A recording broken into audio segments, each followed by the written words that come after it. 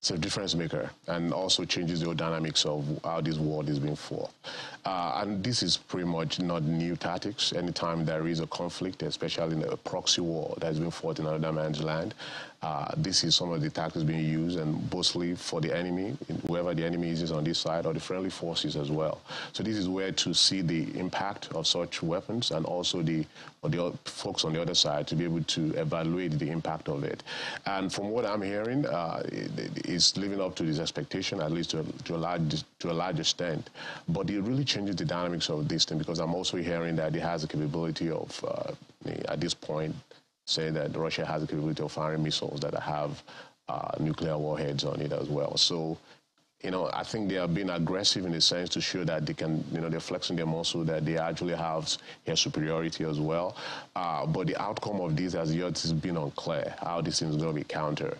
But it's quite disturbing. It's quite disturbing if this is actually, because it shows a different level of warfare and how they're trying to fight.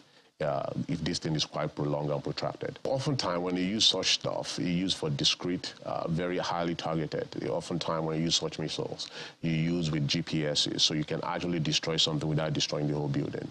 So oftentimes, they probably want to use it to reduce collateral damage as well. But the impact of it, which I've yet to see the collateral damage, or those kind of investigation that is being done after, to see how the disposition of those matters become. But from what I've read and what I know of it, is quite deadly.